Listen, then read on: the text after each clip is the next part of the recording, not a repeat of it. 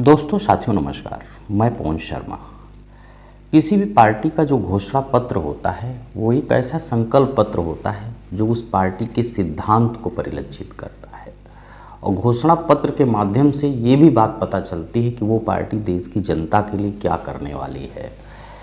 कभी राजनीतिक पार्टियों के इतिहास पर अगर आप ध्यान डालेंगे तो जो राजनीतिक पार्टियां होती हैं उनका एक स्पेशल बायलॉज होता है और उस बायलॉज के आधार पर जब उसको स्टडी करता है, election commission of India study करता है तो उस पार्टी को रजिस्टर्ड कर देता है, यानी कि वो party election commission of India के सामने रजिस्टर्ड हो जाती है। वहाँ से उसको एक पहचान मिल जाती है कि ये पार्टी भारत के निर्वाचन आयोग में रजिस्टर्ड है और भारत में चुनाव लड़कर अपनी सरकार बना सकती है। यानी कि ये काम कोई छोटा नहीं लगता है, बहुत बड़ा काम लगता है। जब वो पार्टी एक क्राइटेरिया होता है, कोरम पूरा कर लेती है तो उसको एक चिन्ह दे दिया जाता है। चिन्ह देने के बाद वो पार्टी जो है समाज में काम करती है। पिछले कई वर्षों से लगातार ये देखा गया है कि राजनीतिक पार्टियों के रजिस्ट्रेशन में संख्या बढ़ी है और उनके द्वारा जो जनता के प्रति वादे किए जा रहे हैं वो वादे भी ऐसे किए जा रहे हैं जैसे कहा जा रहा है कि हम हिमालय पर चढ़ जाएंगे, सबको हवाई चप्पल वाले को हवाई की यात्रा करा देंगे। तमाम ऐसे खोखले वादे किए जाते हैं। खोखले वादे, देखिए वादा खोखला नहीं होता है। जब किसी वादे को पूरा नहीं किया जाता है तो वो वादा खोखला कहलाता है, उसी वादे को हम जुमला कहते हैं। कांग्रेस ने अभी कल अपना घोषणा पत्र जारी किया है। अगर कांग्रेस की घोषणा पत्र को पूरा आप पढ़िए तो राहुल गांधी ने उन तमाम चीज़ों को उसमें लिखा है जो सड़क पर चल करके, यानी जनता के बीच में जा करके उनको किसानों ने बताया, नौजवानों ने बताया, बेरोजगारों ने बताया, महिलाओं ने बताया, बच्चों ने बताया, यहाँ तक कि जो अभ्यर्थी हैं जिन सरकारों ने भ्रष्टाचार किया है उनके भी मुद्दे उन्होंने शामिल किया है। कांग्रेस के घोषणा पत्र को पढ़ने के बाद और मैं आपसे निवेदन करूंगा कि कांग्रेस का भी घोषणा पत्र पढ़िए, साथ में वर्तमान समय में जो भारतीय जनता पार्टी है उसके भी 2019 के घोषणा पत्र को भी आपको पढ़ना चाहिए। 2019 का घोषणा पत्र में नरेंद्र मोदी और उनकी भारतीय जनता पार्टी के लोगों ने जनता से क्या वादा किया था। दो मुद्दे पर ही नहीं बात खत्म हो जाती, और भी मुद्दे हैं। महंगाई का मुद्दा है, शिक्षा का मुद्दा है, महिलाओं की सुरक्षा का मुद्दा है और सबसे बड़ी बात है कि हम संविधान के प्रति वफादार रहेंगे, इसका मुद्दा है। तो जब आप कांग्रेस का घोषणा पत्र पढ़ेंगे और भारतीय जनता पार्टी का घोषणा पत्र पढ़ेंगे तो आपको समझ में आएगा डिफरेंस क्या है।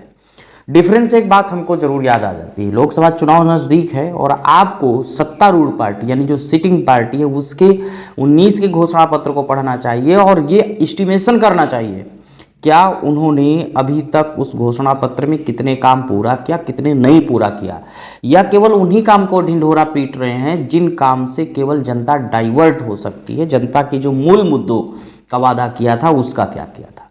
घोषणा पत्र में मुझे अच्छी तरह से याद है भारतीय जनता पार्टी ने अपने घोषणा पत्र में लिखा था कि 2 करोड़ नौकरियां प्रतिवर्ष देंगे, बेरोजगारों को हम नौकरी देंगे, बेरोजगारों को हम भत्ता देंगे, बेरोजगारों को हम सुरक्षा देंगे और सेना को मजबूत बनाएंगे।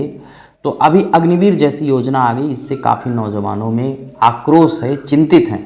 दूसरी बात, जब कांग्रेस के घोषणा पत्र को पढ़ते हैं तो उन्होंने अभी स्पष्ट कर दिया है कि हम अग्निवीर योजना को ख़त्म कर देंगे और हर युवा को काम देने का कार्य करेंगे। और एक सबसे बड़ी बात उन्होंने कांग्रेस के घोषणा पत्र में ये दिखाई दी कि अगर कोई भी व्यक्ति ग्रेजुएट होकर के या कोई प्रोफेशनल एजुकेशन करके पास होगा तो उसको 1 साल का इंटर्नशिप किसी कार्यालय में काम करने का मौका दिया जाएगा और साथ ही उसके बदले में 1 लाख रुपया दिया जाएगा। दोस्तों आपको लगता होगा 1 लाख रुपया बड़ी रकम नहीं है। एक गरीब आदमी के लिए 1 लाख रुपए के क्या माने हैं इसका अंदाज़ा तो एक गरीब से आप जा कर के पूछिए कि 1 लाख रुपए की क्या मायने होते हैं। दूसरी बार राहुल गांधी जब जनता के बीच में चलते हैं तो उनको लगा कि युवाओं के साथ सेना में न्याय हो रहा है और अग्निवीर स्कीम देश की जनता को खोखला कर रही है, तो अग्निवीर स्कीम पर भी उन्होंने काम किया। किसानों को लेकर के तमाम बातें होती रहती हैं और ख़ास करके जो कांग्रेस पार्टी ने किसानों को लेकर के जो बातें कही हैं, नौजवानों के प्रति बातें कही हैं, एक सबसे बड़ी बात उन्होंने कही कि आर्थिक न्याय होना चाहिए। आर्थिक न्याय में एक सबसे बड़ी बात क्या आती है कि अगर सरकार पूंजीपतियों के साथ खड़ी है, पूंजीपतियों का हजारों करोड़ रुपया माफ़ करती है, तो क्या एक गरीब जो गांव में मजदूर है उसके लिए काम करना चाहिए या नहीं करना चाहिए? क्या उसके साथ एक झूठे वादे के साथ केवल खोखलापन दिखाना चाहिए। तो ये एक आर्थिक न्याय है। आर्थिक न्याय में सबसे बड़ी बात यह आती है कि बौद्धिक संपदा, यानी जो देश की बौद्धिक संपदा है उस पर बंटवारा किस हिसाब से होगा, उस पर भी विचार करने कांग्रेस पार्टी विचार करेगी। दूसरी बात एक और आ गई, उन्होंने कहा आर्थिक न्याय के बाद जो है कला संस्कृति विरासत को संजोएंगे। और सबसे बड़ी बात है कि भ्रष्टाचार विरोधी, भ्रष्टाचार विरोधी। अभी आपने इलेक्टोरल बांड को आपने देखा था कि इलेक्टोरल बांड वो स्कीम मोदी सरकार लेके आई थी कि जिससे ये पता ही न चले किसने पैसा दिया किसने पैसा नहीं दिया। तो सवाल है, राजनीतिक पार्टियों को करोड़ों अरबों रुपया चंदा मिलेगा और देश की जनता को नहीं पता चलना चाहिए कि कौन चंदा दे रहा है। सच्चाई तो ये है कि पूंजीपति अपने अनुसार सरकार को चलाने के लिए इलेक्टोरल बांड के जरिए से सरकारों को कई अरब रुपया दे रहे हैं। अभी आपने दिल्ली शराब नीति घोटाले में देखा कि भारतीय जनता पार्टी के ही लोग कैसे उसमें फंसे, यानी कि भारतीय जनता पार्टी का सांसद ही उसमें इन्वॉल्व है और उसको सरकारी गवाह बना करके दूसरी पार्टी के लोगों को परेशान किया जा रहा है। और राहुल गांधी ने अपने मैनिफेस्टो में लिखा है, यानी घोषणा पत्र में लिखा है कि मीडिया का दुरुपयोग नहीं होना चाहिए, मीडिया हमेशा जनता की आवाज़ बनी रहनी चाहिए। सरकार से सवाल करना चाहिए कि सरकार को क्या करना चाहिए। दोस्तों बड़ी बात है, मैं बार बार ये कह रहा हूँ कि 2024 का जो लोकसभा चुनाव है, आपको 2019 के घोषणा पत्र, यानी भारतीय जनता पार्टी का जो 2019 का घोषणा पत्र है उसको भी आपको अच्छी तरह से पढ़ना चाहिए। और उसके बाद 2024 में कांग्रेस ने अपना घोषणा पत्र जारी किया है तो उसको भी आपको अच्छी तरह से पढ़ना चाहिए कि फिर पता चलेगा कि दोनों में अंतर क्या है, आखिर वोट किधर देना है, वोट किसको देना है। मैंने कांग्रेस के भी पूरा घोषणा पत्र को पढ़ा है और बीजेपी के भी घोषणा पत्र को पढ़ा है। सवाल तो करना पड़ेगा। बीजेपी के घोषणा पत्र में ये भी था कि हम 100 गाँव को गोद लेंगे। सवाल है उस गाँव का क्या हुआ। 100 स्मार्ट सिटी बनाएंगे, कहाँ पर स्मार्ट सिटी बनी। उन्होंने कहा था कि हम इतने ढेर सारे हॉस्पिटल बनाएंगे, कहीं हॉस्पिटल बना। उन्होंने कहा था हम नौकरी देंगे, कहीं नौकरी मिली। उन्होंने कहा था लोगों के अंदर संप्रभुता की स्थापना करेंगे, कहाँ हो रही। उन्होंने कहा था लोगों के बीच में नफरत मिटाएंगे और नफरत को बढ़ा दिया। वो ये भी वादा करते मुसलमानों को सुरक्षा देंगे, आपने देखा मुसलमानों को तो मरवा भी रहे हैं। तमाम चीज़ें हैं, इस पर विचार करने की ज़रूरत है। देश आपका है, प्रदेश आपका है, देश की अखंडता भी आपकी है, उसकी सुरक्षा करना आपका अधिकार है और आपका अधिकार सिर्फ एक वोट के माध्यम से हो सकता है। एक वोट ही आपको तरक्की के रास्ते पर ले जाती है। राहुल गांधी के भी मानना है कि मोदी सरकार में जिस तरह से स्वच्छताग्राही हों उनके साथ अन्याय हो रहा है, जो बीसी सखी हैं उनके साथ अन्याय हो रहा है, आशा बहुएं हैं जो गांव में काम करती हैं, यानी जो फ्रंटल कर्मचारी हैं उनके साथ क्या हो रहा है। तमाम वो धरने पे बैठे रहे, हर स्टेट के जो है मुख्यालय राजधानी कैपिटल्स पे वो धरने पे बैठे रहे, उनके साथ अन्याय हुआ, अपने हक और अधिकार की वो लोग मांग करते रहे। एक बात और है, किसानों के साथ जो सबसे बड़ी बात आई है, किसानों के साथ न्याय होना चाहिए। आपने देखा किस तरह से मोदी सरकार ने बड़ी चालाकी के साथ जो 50 किलो का बोरा होता था उसमें से 5 किलो मटेरियल कम कर लिया और दाम 5 रुपये और घटा दिया, यानी कि 200 रुपये के बोरे में जहां 50 किलो खाद मिलती थी अब 200 रुपये के बोरों में 45 किलो मिल रही है और 200 रुपये के बोरे का कीमत अब 190 कर दिया। यानी सरेआम जनता को बेवकूफ़ बनाने की ज़रूरत है। मतलब जनता कैसे बेवकूफ़ बना रहे, जनता को इतना, मतलब जनता इतनी बेवकूफ़ है, इतने सयाने हैं ये लोग की जनता नहीं समझ पा रही है कि 200 रुपये में जहाँ 50 किलो मिल रहा है 190 रुपये में 45 किलो मिल रहा है। मतलब कि दाम के हिसाब से आपको बेवकूफ़ बनाने की कोशिश की जा रही। तो ये सवाल बनता है कि क्या आप ऐसे बेवकूफ़ बनते रहेंगे। सवाल ये है क्या आप झूठी तसल्लियों में ऐसे जीते रहेंगे। सवाल ये है क्या आप झूठे तरीके से इनके बातों पे भरोसा करेंगे कि एक सिस्टमेटिक चाल के तहत आपको जो है बर्बाद करने की कोशिश की जा रही है। उसके बाद कांग्रेस ने कहा है 1 लाख रुपए प्रतिमाह महिलाओं को देंगे। कांग्रेस प्रत्येक गरीब भारतीय परिवार को बिना शर्त, यानी देखिए भारत के प्रत्येक परिवार को, यानी जो राशन कार्ड होल्डर हैं, बिना शर्त हस्तांतरण के रूप में 1 लाख रुपए प्रतिवर्ष प्रदान करेंगे। महालक्ष्मी योजना का संकल्प किया है। अब सवाल कोई नहीं बनता, यानी कि हर गरीब महिला को 1 लाख रुपए प्रतिवर्ष दिया जाएगा, घर की जो मेल महिला है। और कहा गया ये सीधे घर की सबसे बुजुर्ग महिला को दी जाएगी, यानी जो घर की सबसे जिम्मेदार महिला है, जिसकी उम्र ज़्यादा है, उसको दी जाए। बुजुर्ग महिला नहीं है तो इसे परिवार के बुजुर्ग सदस्य को दे दिया जाएगा। देखिए बड़ी बात, ये बात जो पैसा है 1 लाख रुपया परिवार के बुजुर्ग सदस्य को दे दिया जाएगा।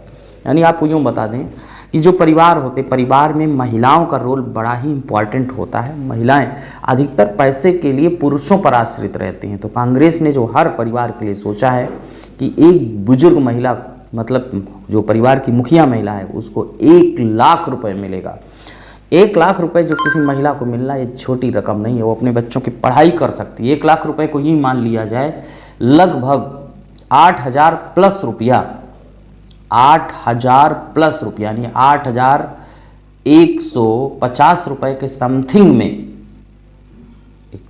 8,150 रुपये के समथिंग में प्रति माह हर महिला को, मतलब एक परिवार को मिलेगा।